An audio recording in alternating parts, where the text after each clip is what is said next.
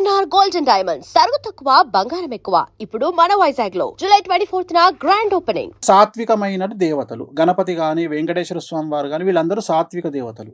So వీళ్ళు ఇచ్చే result 10% ఉంటుంది. రెండవది వీళ్ళు కష్టాలని పోగొడతారు తప్ప సుఖాలని ఇవ్వరు. గుర్తుంచుకోండి ఇక్కడ. సో సుఖాలని అంటే నేను మాట్లాడేది పొజిషన్, డబ్బు, ఎక్స్ట్రీమ్ లెవెల్ ఇయ్యరు. ఎక్స్ట్రీమ్ లెవెల్ ఇచ్చే వాళ్ళు కలియుగంలో దశమహావిద్యలు. సో దశమహావిద్యలు నేర్చుకుంటేనే నాకు చిన్నప్పటి నుండి ఏముంది మనసులో, కింగ్ మేకర్. సో ఆ కింగ్ మేకర్కు నేను కనెక్ట్ అయ్యాను. ఇక్కడ ఏంటంటే మిరాకిల్ జరుగుతాయి. ఇక్కడ ఒక నార్మల్ పర్సన్ సూపర్ స్టార్ అవుతాడు, ఒక నార్మల్ పర్సన్ కోటీశ్వరుడు అవుతాడు. సో ఇవి నేర్చుకునే క్రమంలో ఎక్కడైనా ఇబ్బంది పడ్డారా మీరు? సో ఇవి ఫస్ట్ ఇక్కడ నా నిర్ణయము ఎందుకు వచ్చింది అనే చెప్తున్నా. అంటే నేను నిర్ణయించుకోవడానికి ఇది రీజన్. అరే మనం కింగ్ మేకర్ కాగలుగుతాము అనేటువంటి ఒక నిర్ణయము, ప్లస్ దాన్ని బేస్ చేసుకొని అవతలి వ్యక్తిని మనం ఏదంటే సక్సెస్ చేయగలుగుతాము అనేటువంటి ఒక నిర్ణయం ద్వారా నేను దశమహావిద్యలు నేర్చుకోవాలి అనేది నా డిసిషన్. ఈ డిసిషన్ అయినాక ఫస్ట్ కామాఖ్యకు పోయి, కామాఖ్యలో అక్కడ మనకు దీక్ష ఇచ్చేవాళ్ళు ఉంటారు. సో కఠినమైన దీక్ష 10 రోజుల పాటు ఒక్కొక్క విద్య మీద ఉంటుంది. అంటే ఒక విద్య 10 రోజులే ఇస్తారు అంతే. అట్లా 10 విద్యలు. సో 100 రోజులు పడుతుంది. కానీ వామాచారంలో ఏముంటుందంటే యజమాని యొక్క కోరికలను 5 కోరికలను పేపర్ మీద రాసుకుంటాం.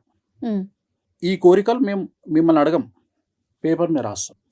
మీకు ఏం కావాలి అని మొదలే సంకల్పం రాసుకుంటప్పుడు పేపర్ మీద మీ నక్షత్రము, గోత్రము, ఆ కోరికలు 5 రాసుకుంటాం. 5 పర్మిషన్. ఈ 5 సక్సెస్ అవుతాయి. 5 కంటే ఎక్కువ రాసుకోవడానికి లేదు వామాచారంలో. ఈ 5 పేపర్ మీద రాసుకొని సైలెంట్ సంకల్పం ఉంటుంది.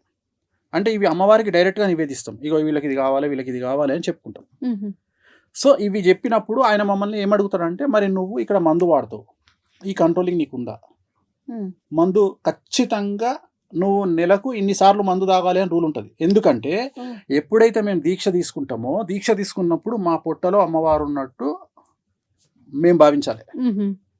మా పొట్టలో అమ్మవారు ఉంది. సో మరి పొట్టలో అమ్మవారికి ఉన్నప్పుడు నువ్వు ఫీడ్ చేయాలి కదా. అమ్మవారికి ఫీడ్ అనేది మందే. అమ్మవారికి ఫీడింగ్ అంటే మందు నాన్ వెజ్ కదా. నాన్ వెజ్ లో కూడా మటన్ అనేది మస్ట్ కదా. ఇవన్నీ ఉంటాయని మీకు ముందుగానే తెలుసుకొని వామాచారము నా డ్రీము. వామాచారం నా డ్రీము.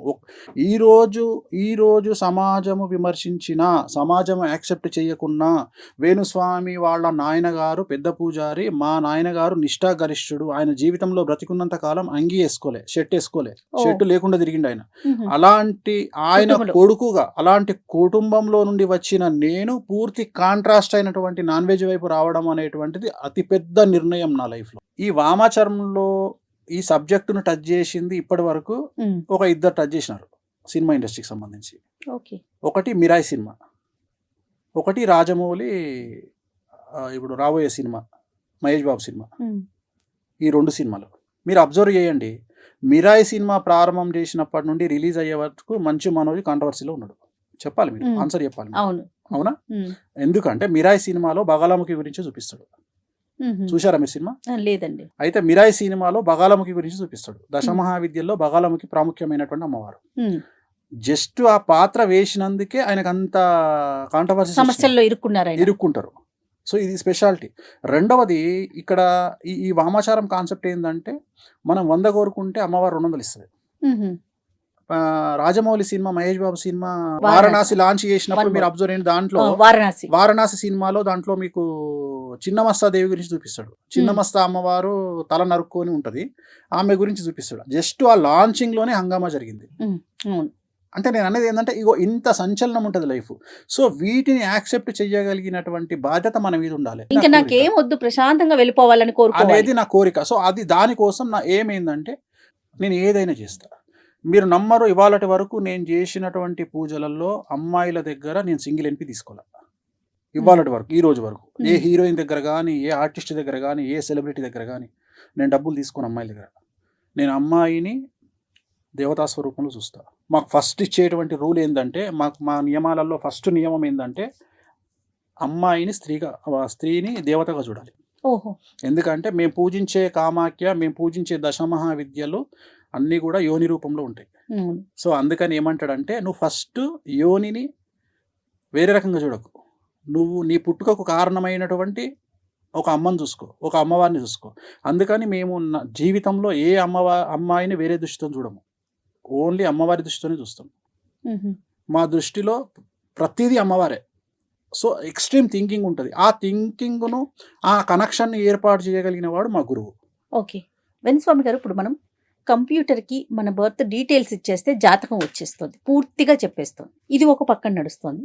మరో పక్కన తంత్రం కానీ మంత్రం కానీ యంత్రం కానీ వీటిని నమ్మే వారి సంఖ్య కూడా పెరుగుతానే ఉంది. రెండింటిని మీరు అసలు ఏ దృష్టితో చూస్తారు?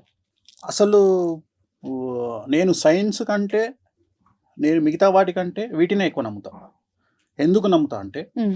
తాంత్రికం కానీ, భక్తి కానీ, భయం కానీ, దాంట్లో మార్పు ఏదైనా కావచ్చు. కొంతమంది దేవుడి దగ్గరికి భయంతో వెళ్ళే వాళ్ళు ఉంటారు, కొంతమంది భక్తితో వెళ్ళే వాళ్ళు ఉంటారు, కొంతమంది ప్రేమతో వెళ్ళే వాళ్ళు ఉంటారు. ఓకే. గూగుల్ సెర్చ్లో 2000 సంవత్సరం తర్వాత కనుక మనం గూగుల్ సెర్చ్ చేస్తే టోటల్ జనాభాలో 8% మంది భగవంతుడి వైపు వచ్చినట్టు, భక్తి మార్గం వైపు వచ్చినట్టు గూగుల్ సర్వేలు చెప్తున్నాయి. 8%. 8% పెరిగింది. అండ్ ఇంకొకటి ఏఐ అంటారు కదా, ఆర్టిఫిషియల్ ఇంటెలిజెన్స్ వచ్చి బిగ్గెస్ట్ ఫెయిల్యూర్ కాబోతుంది నా ప్రిడిక్షన్. అంటే అది నేర్చుకోకపోతే, అది లేకపోతే భవిష్యత్తే లేదు అంటున్నారు కదా, కొన్ని జాబులు, కొన్ని జీవితాలకే క్వశ్చన్ మార్క్ వచ్చేస్తుందని వింటున్నాం. అంటున్నారు దానికి కదా. మీరేం చెప్తున్నారు? నేను అదే చెప్తున్నా. నేను నిజమైన వర్త్ ఉన్న క్యాండిడేట్, నిజమైన విద్య ఉన్న క్యాండిడేట్, ఆర్టిఫిషియల్ ఇంటెలిజెన్స్ రావడం వల్లనే మన వర్త్ తెలుస్తుంది. మీకు అర్థమైందా?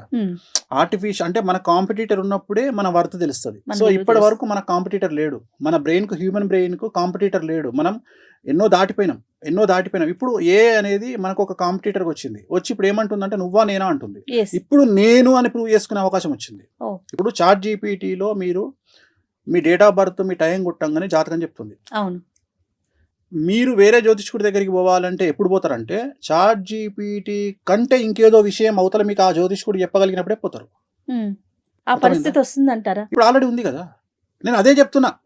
ఏఐ మనల్ని మింగేస్తుంది అనే మాట ఏం లేదు, తప్పది. నేను అదే చెప్పబోతున్నా మీకు. అంటే నాకున్న అవగాహన ప్రకారం ఏఐ మీ దృష్టిలో ఒక వర్డ్, నా దృష్టిలో ఏఐ అనేది మేషరాశి. సో భగవంతుడి వైపు అందరూ చూస్తున్నారు. సో అందుకని మనకు ఎంత ఏఐ వచ్చినా, ఎంత అడ్వాన్స్ అయినా మళ్ళీ మనకు భగవంతుడి మీద భక్తి, ప్రేమ మనం ఎట్లా హ్యాండిల్ చేస్తాం అనేది. ఉదాహరణ, వెంకటేశ్వర స్వామిని నేను ఒక తండ్రిలాగా ట్రీట్ చేస్తాను. నాకు అక్కడ భక్తి ఉండదు, నాకు ఆయనతో అటాచ్మెంట్ కనిపిస్తుంది. నా దగ్గర ఉండే ఫోటోలన్నీ చాలా పెద్దగా ఉంటాయి. నేను ఏం చేస్తా అంటే, నాకు బాధ వస్తే ఎదురుగా కూర్చొని ఆయన దిక్కు చూసుకుంటూ ఆయనతో మాట్లాడుకుంటా. అది పిచ్చి అనుకుంటారు జనాలు. సో అట్లా చాలా మంది నాలాగా మాట్లాడుకునే వాళ్ళని నేను చూసిన. చాలా మంది హీరోయిన్స్, కొంతమంది హీరోయిన్స్ డాడ్ అని పిలుస్తారు వెంకటేశ్వర స్వామిని.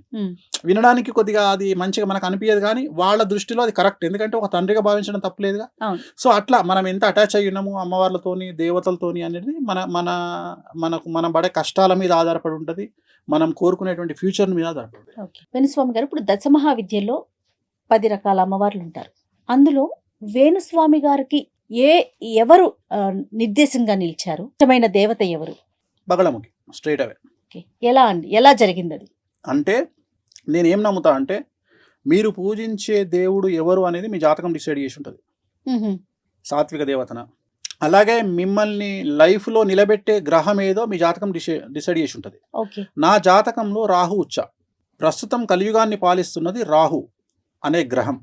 అలాగే బగళముఖి అనే అమ్మవారు కలియుగాన్ని కమాండ్ చేస్తుంది.